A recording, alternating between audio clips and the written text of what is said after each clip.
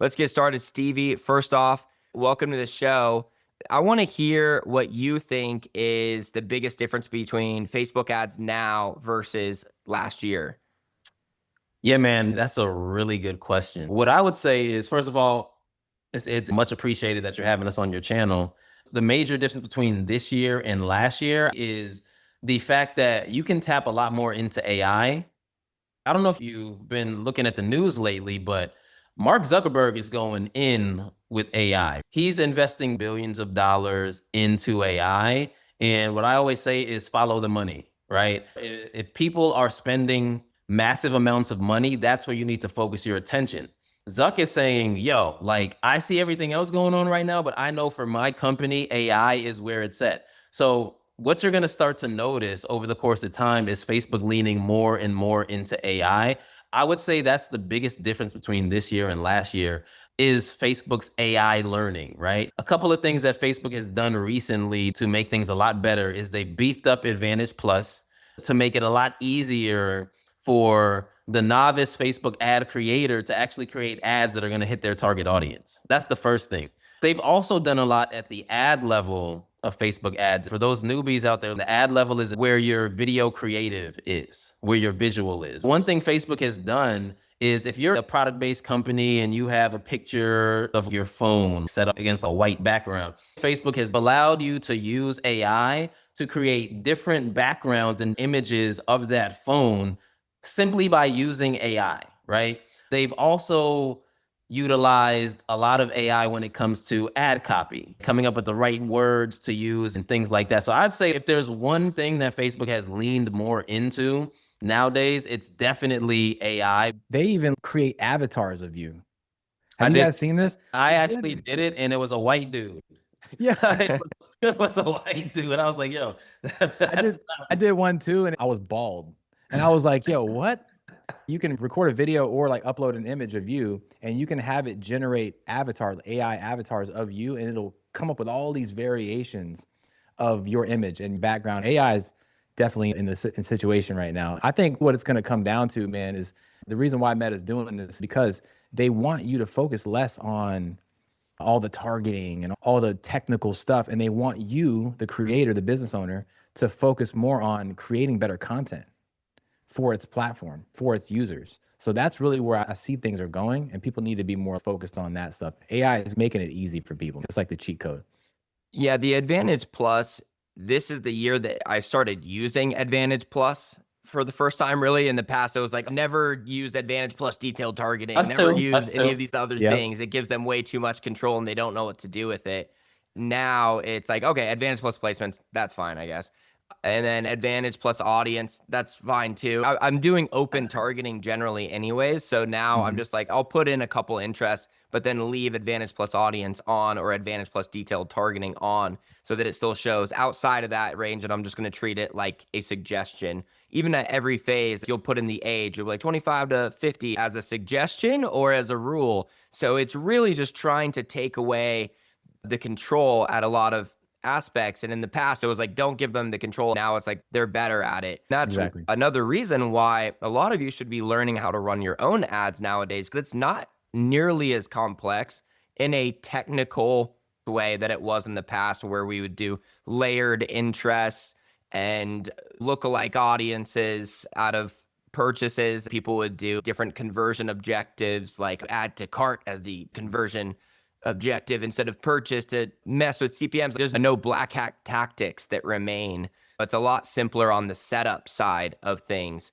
With the AI, we're at this phase where it does have the option where it says, hey, do you want AI to write this caption for you? Or do you want it to use this image? But we're not really taking their suggestions a lot of times. What AI features are you using, and where would you be using off Facebook AI to create ads? So specifically for ad copy, we use ChatGPT, but we find that Claude works a lot better with that type of stuff. If you go in there and just tell Claude to write an ad copy, it's going to create something. Your ability to prompt is really important. You need to be able to tell it, for instance, hey, you are a Facebook ad expert. You are a copywriting expert with 20 years of experience, right? And kind of make it assume the role of a expert copywriter. And then also I think it's important too, when you're using these large language models, to tell it to not be biased to your decisions and to your ideas. Because I don't know if you guys ever use ChatGPT, and anything that you put into ChatGPT, it's like, that's amazing. That was a great idea. And it's like, it isn't always a great idea, right? So tell it, like, I'm not looking for a yes man. I'm looking for a non-biased opinion. I want to get the best results. So I think that's important to throw into your prompts.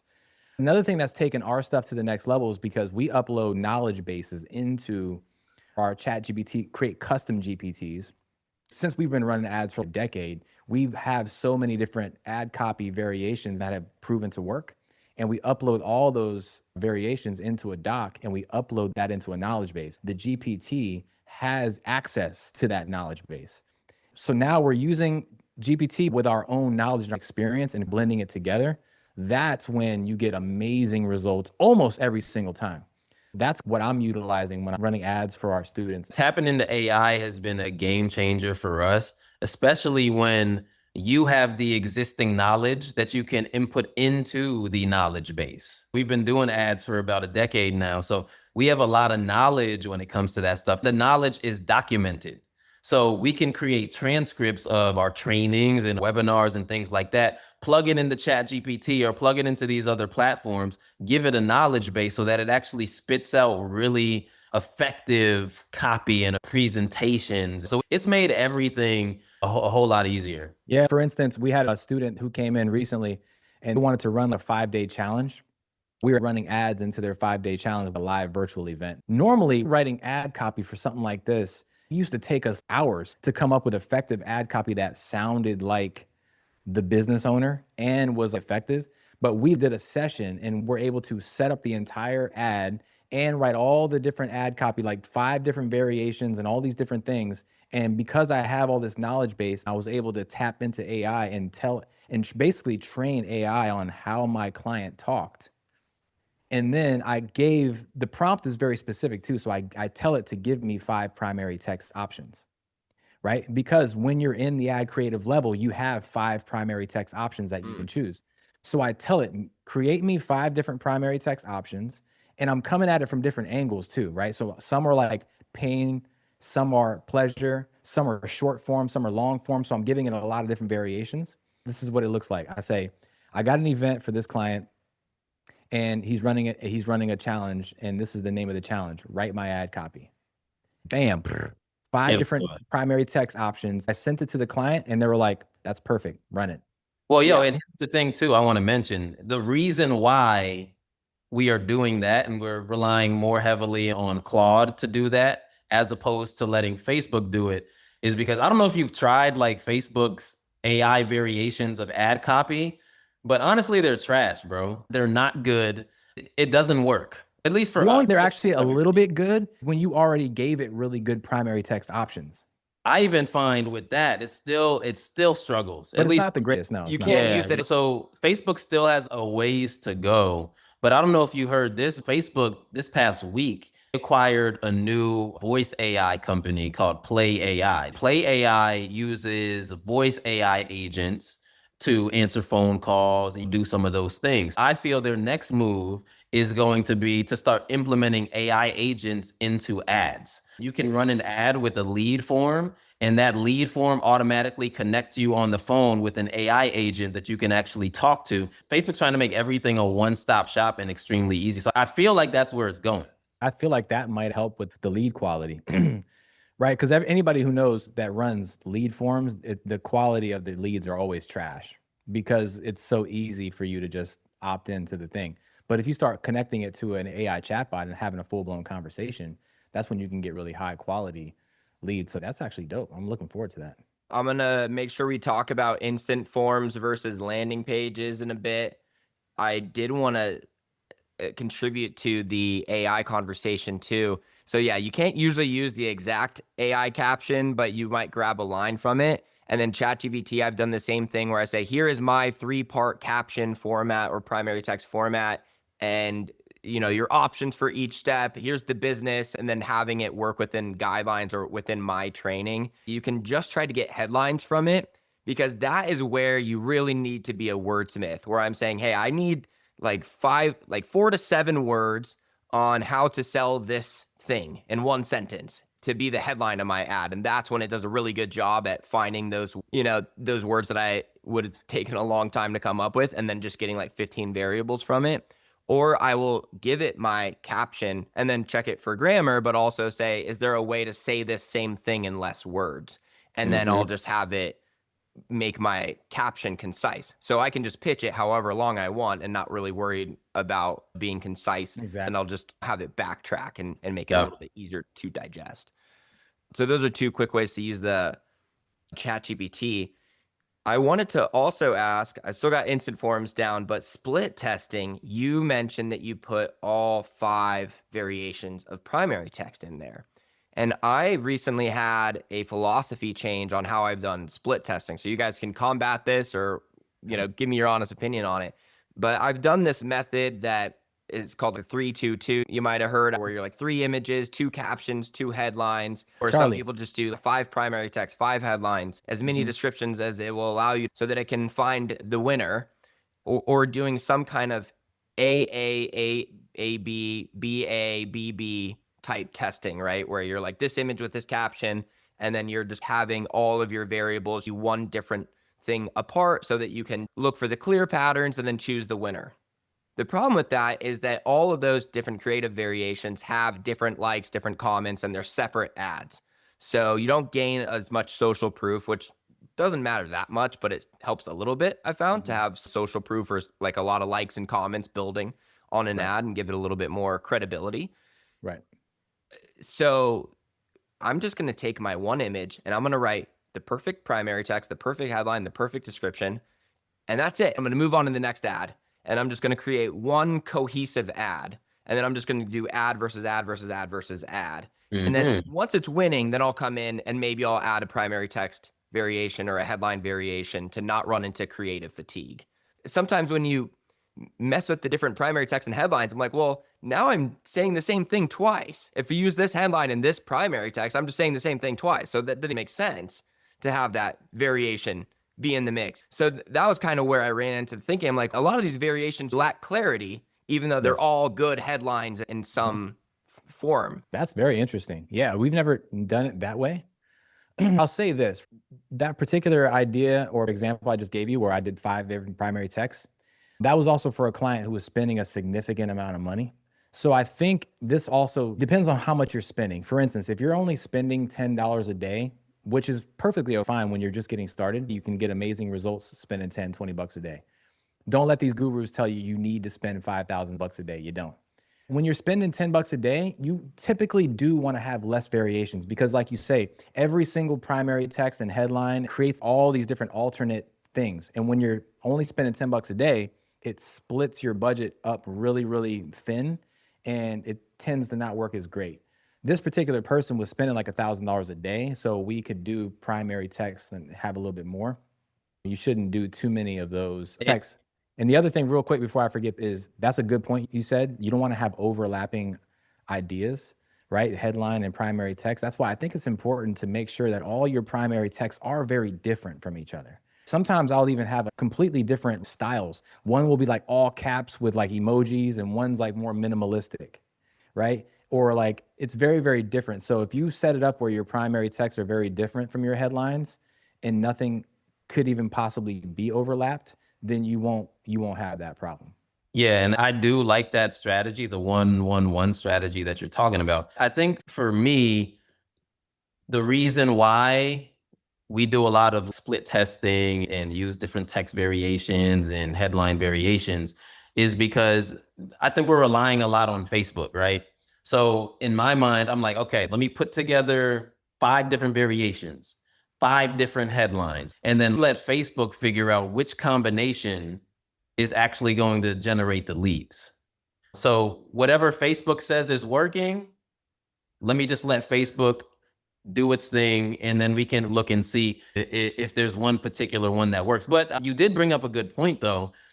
When you do that, you lose out on social proof, because now you have budget going to all these different variations, which separates the social proof. And social proof is an important aspect to creative as well. So I'm definitely not mad at that idea of doing 1-1-1 at all. I guess it's just something like everything in marketing, you got to test it out and see what works for you. The budget thing makes total sense. If you're spending $1,000 a day, you should be testing things like the caption that don't have as big of an impact on your ad success as the creative or the targeting or some other aspects that offer. So that's more why I'm like, if you're going to test on $10 a day or $20 a day, just do 4 different creatives and then, the proper caption, the proper headline for each, and test something like the creative headline, 100%. the main text that's at the top of your image being like the thing that you're just testing first before moving on to then maybe doing caption testing and stuff. The budget has a lot to do with how you answer that. So with instant forms, I've had people on the show before that are like, never. We could also say that instant forms is a great way to get your clients a lot of leads really quick without having to build them a landing page. It take a few weeks for us to launch their ads, and we can get that client the success they're looking for in case we don't have them on a 4-month retainer and they just want some results right away. It's a great way to get some out, and you can get deals closed from it. I'm running into this right now with a home renovation company. They'll close less than 10% of instant form leads, often less than 5 or even 1% is not crazy. Get a hold of. What's that? That's the ones you even get a hold of. With everything, I'm saying still close like less than 5%. Get a hold of like 30 to 60. There's a lot of them that have price problems. I don't think it's been that bad in the past. You could run traffic campaigns in the past and get sales 10 to 15 years ago. Now the algorithm is so heavily weighted where those are click happy people that never buy anything and then 100%. people that buy stuff. If you don't run a sales campaign, you're just not going to get sales. I think it's happening to the leads objective where there's been enough freebie things that have happened on leads campaigns, audience. Yeah, that's a good point, man. I'd say this in the argument between your instant forms and taking people directly to a landing page. Honestly, we haven't done a lot of instant form ads. Now we do have some recently because we did it earlier and it didn't work. So we shied away from doing that. We've had students who've been doing it and getting leads. I think the biggest issue with instant forms is when people are filling out these forms, like if I'm on Facebook right now scrolling and I see an ad that I like and it's an instant form, Facebook auto-populates a lot of that information. They might be using their email address from college, a .edu, and they were in college 20 years ago that they don't even use. So a lot of times the data isn't even accurate. Also, if you're using an instant form, there's not a lot of trust built with the audience you're targeting. They're seeing an ad, they're filling out that form instantly. If you don't practice speed to lead, meaning if you don't call them immediately, they're going to answer the phone and be like, who are you? Why are you calling me? I don't even know who you are. I don't remember filling anything out. That's what they're going to say. So whereas when you're running ads to a landing page, there's still not as much trust built, but on a landing page, you could add a VSL to talk more about yourself. You could have more information about the product or service that you're offering. And as a result, the quality of leads is a lot better. And on top of that, when they go to a landing page, it's more effort. There's more friction to them going through and showing that they really do want whatever product or service you're offering. For us, I like choosing landing pages. And we have a client right now who we're using the lead objective for, and they've gotten amazing results. We spent about $1,000 on their ad and they've generated 30K. I actually just got a text from him yesterday. He said, we spent $989 on these ads and we made $30,000 from our service. And that was from a leads objective. So I think one of the biggest things that stop people from generating sales with lead objectives is the fact that they're not driving them to the right place that's communicating what that offer is specifically. And then their selling mechanism might also not be that good. What we like to do is run ads to a landing page with the right copy, the right landing page setup. And depending on your product or service, getting on the phone with someone is a great way to seal the deal. If you have good salespeople, obviously. Yeah. If you don't, then run ads to a landing page, get them to attend an hour-long webinar or a 4 or 5 day challenge, and that's your selling mechanism. It's easier to close the deal that way. I'm a firm believer in getting people to the landing page as opposed to instant forms. I think if you do the landing page really well and you do the email follow-up and all of the extra odds and ends and moving parts with this funnel, great, it's going to go great. But if you do it bad, the instant form would probably get you better results than a bad landing page. So it just is a higher source of error of getting it wrong. I do think that if you are testing an offer and you just want to get it out, then instant form is like, if you can't even get instant forms at a decent rate, would pretty much tell you that it's not going to go great otherwise. But going from an instant form to a landing page is probably the biggest quality control dial for a lead campaign. I have still liked instant forms in these instances. It sounds like you guys haven't been on the instant forms in a bit. There's a newer feature about 2 months ago where on instant forms, you can have them require SMS verification. So they have to get a code texted to their phone and then put in the code in order to become a lead. It's pretty crazy how that increases lead cost by like 30 to 50%. Just doing that SMS verification, but it shows you like, look at all those people who couldn't even pass that step before. Exactly, bro. That were coming through. I did it for a client. They're like, no, turn that off. We're not getting as many leads. I'm like, that's kind of good. You don't want those leads. That means you're getting a real phone number at the minimum. And just that extra step shows their intent. So that there's at least doing that. There's having like a 2 to 4 question form. I usually don't exceed that, but the more questions you have, the more intentional the lead is going to be. You can do stuff like that and get it out a little bit quicker. And I also think it can be acceptable in times where the customer's already at the get quote, like get price, they're ready to buy phase. For instance, I have a window company. If we're trying to do this approach where it's, hey, we're going to help you design the best windows in your house, and it's not really price related. We're marketing more on how good we are at making windows and the design aspect of it, then it's better that goes to a landing page with a video and a lot more about the company before they book their design consultation and nurture that lead. But if it's all about get this deal on Windows, our biggest rebate of the year, that can almost just go right to an instant form because the price has already been part of the equation. If they're still willing to become a lead after knowing about the price, is where I'm like, I think the instant form can be a good idea. That makes total sense. With instant forms, you could even do a combination of both. You could use really high intent questions or high quality questions with an instant form. Yeah. Right. But yeah, we just haven't really been on it that much. I guess the reason why is we're big on if it ain't broke, don't fix it. Yeah. We've been driving leads to landing pages and converting really high for years. And this is across 15, 16 different industries. So it's like, why would we do that? Plus, we're not an agency in the sense where we want to just hurry up and get a bunch of quick, like cheap wins for our clients. We want our students to come in and get real wins, big wins. That's just the way we've been doing it. Do you use Go High Level? Yes, absolutely. We've been using High Level for 4 or 5 years at this point. We have our own version of it called Communicate, and we have hundreds of clients underneath that. It's been such a game changer, man. That really was one of the best innovations in online marketing in a while. They really took the world by storm. Like everyone was like, sorry, ClickFunnels, say goodbye to your CRM. It's funny. Well, it's also sad because I do love Russell Brunson. I did use ClickFunnels. I went to Funnel Hacking Live, and there's all this that goes into building a brand and loyalty and creating raving fans. And then as soon as we're like, oh, it's a better deal for cheaper, like I don't even know who the CEO is, and then we all leave to Go High Level. Well, isn't that the point? It just kind of proves the whole point in marketing that people don't buy the product, they buy the payoff. People want to be a part of a culture, right? They want to be a part of a community. That's all very true, but at the end of the day, people want the payoff, right? What's going to give me the best solution to my problem? And if I find a better product, I'm going to go there, you know. And that's the same exact thing with us. We use ClickFunnels for years.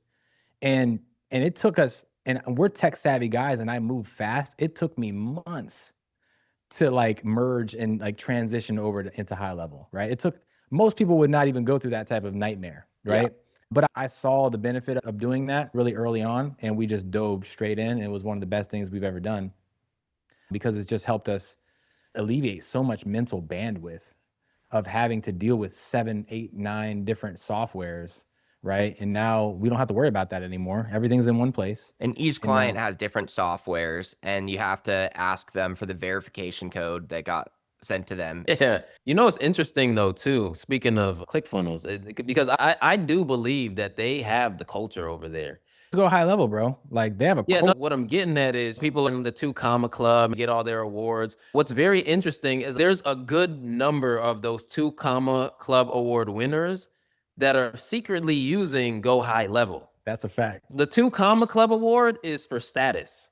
Because if they see you up on stage with Russell, it's like, yo, they're doing it. They're crushing it. But secretly, a lot of those people are over here really doing all their operations. Yeah, but high level's got the plaques. Look, the high level's got the plaques. Oh, yeah, too. we got the plaques up in here.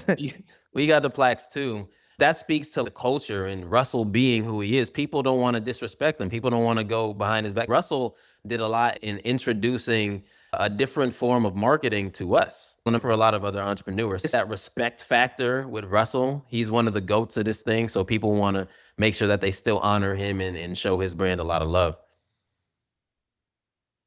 It's been important to be in the industry as long as we have to have enough insight to know what's coming next and to be able to pave your own way. You just have to be in the industry for a few years. I learned from Russell as well, and you have to go that path. I bought a lot of courses. You follow a lot of other people's models through video courses. Now it's so much one-on-one mentorship or group, but like, you know, you're actually talking to the coach. Right. It is kind of how it's done. And Hormozy's probably the most central voice in the industry right now.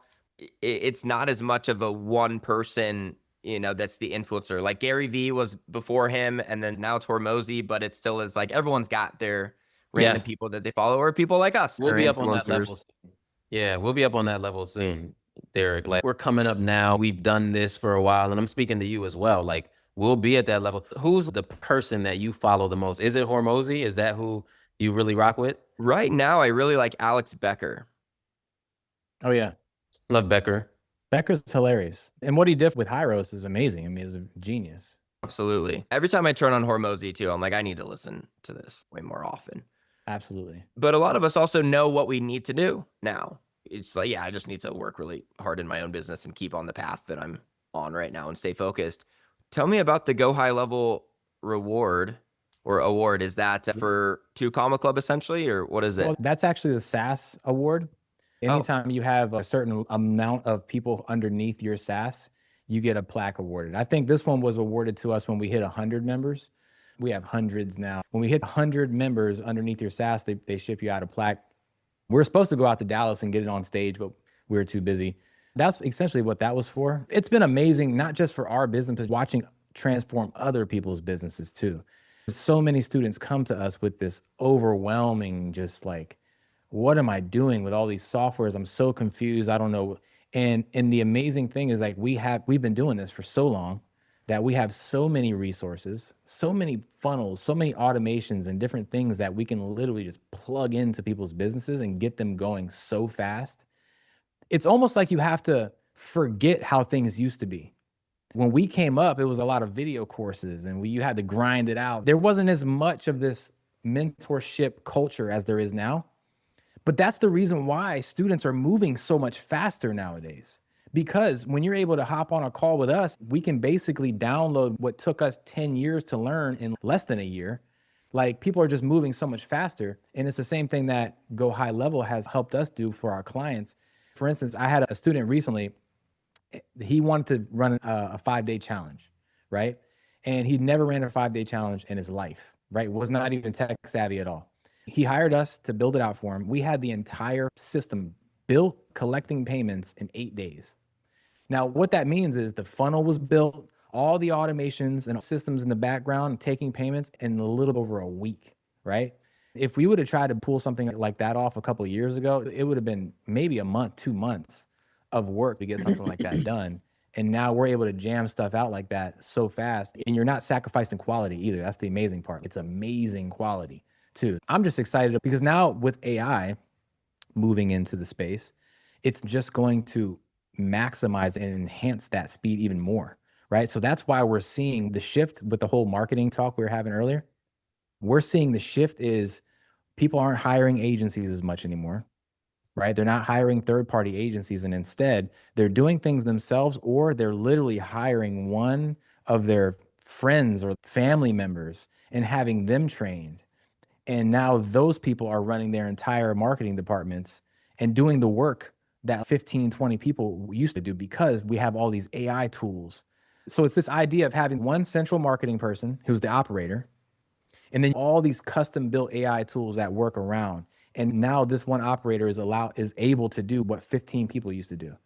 And now companies are no longer have to spend 10, 15, $20,000 a month on some agency. You can now spend a fraction of that and keep it all in-house. And I think the other point of that that's so beneficial is because when you're hiring an agency, you guys have to understand that that agency, you are not their only client. A lot of times that agency has 15, 20, 200 clients.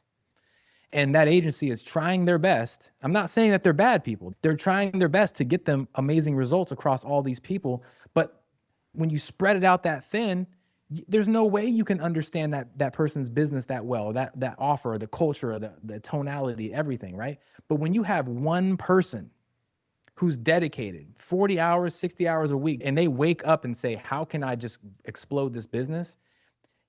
You're going to get so much better results just doing it that way. That person is them, the business owner, or that's the one person that they'll hire in-house. If you're still doing less than 20,000 a month and you're still kind of in that range, I'd say that's the kind of the journey of your business where you're still kind of doing things yourself, right? But once you start scaling past 25, 30K a month, that's when you're starting to get into higher level activities, and you probably want to go ahead and start bringing somebody in that you trust, who's tech savvy, and who can get coached, and now just have that person run all your marketing is the future, bro. Tell me about the infrastructure of your mentorship company. Who else is helping you? Yeah. So one of the beauties of AI and automation, like when we first got into Go High Level, right? It was just us two. We had to focus on 10 different softwares, 10 different passwords, doing all these different things, acting like an octopus. It was very stressful. I remember our calendars were booked completely. I was doing about 15 one-on-one sessions a week. He was taking a bunch of sales calls every single week, and we had no time to do anything else. And I'm sure there's entrepreneurs listening right now, maybe you as well, Derek, that can see that happen and probably dealt with that same thing, right? It's like we were so focused in the business that we couldn't focus on the higher level activities. Fast forward to being able to use GHL automations, and then recently tapping AI into everything. It's just us two, and we're able to manage $1 million company. The main reason is we have the systems set up in the right way. We have a few different packages. We have our group coaching package where you come to a Zoom room like this and we train you. And our training's a little bit different. We do like screen sharing sessions. You share your screen with us. We come in, take control of your screen, help you to build things out. We're like the technical dudes like that. So that's our group coaching. And then we have the one-on-one aspect of our business where it's me and you on Zoom, and I'm helping you build things out. I'm helping you with strategy. We're helping you to do all those different things. And then we have a more intimate coaching where we actually fly out to the customers and give them the fastest level up ever. And that's the story I was telling you about with one of our clients who texted me the other day and said, we spent $1,000 on ads and we made 30K.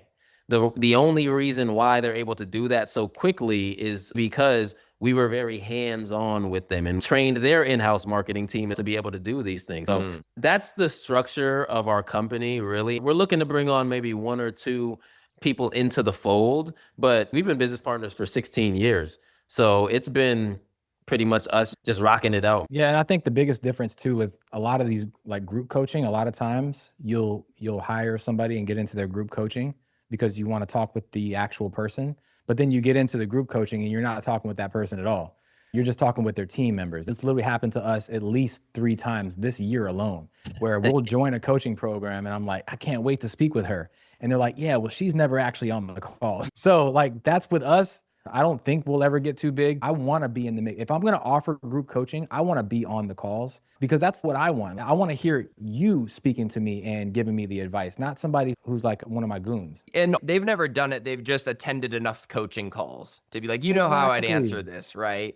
Yeah, but exactly. They don't have the real experience a lot of the time. So you don't get that with us. Like we meet multiple times a week and it's literally us and we're on there for hours.